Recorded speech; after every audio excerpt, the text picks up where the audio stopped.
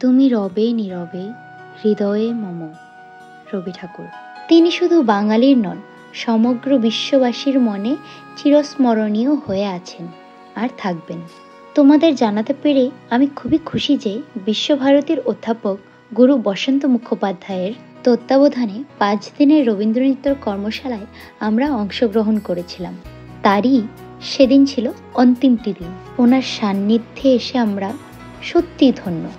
এত কাছ থেকে ওনার নির্দেশনায় আমরা রবীন্দ্রনৃত্য যে শিখতে পেরেছি তার কৃতিত্বের অধিকারী আমার গুরু শ্রী নিত্যমণি অভিষেক দাস স্যার। গুরু বসন্ত মুখোপাধ্যায় হলেন আমার স্যারের গুরু। গুরু শিষ্যের এই মেলবন্ধনের সাক্ষী হতে পেরে আমরা যে পুণ্য অর্জন করতে পেরেছি এটা সত্যিই সৌভাগ্যর বিষয়। আর একটা কথা না বললেই না হয়, কর্মশিল্পীদের হাতের কাজ এতটাই নিপুণ ছিল যে অনুষ্ঠানটি অনুষ্ঠিত করা প্রেক্ষাগৃহের ভিতরের সাজসজ্জার প্রতিটি কোণায় যেন শান্তি নিকেতনের পরিবেশ অনুভব করতে পেরেছি।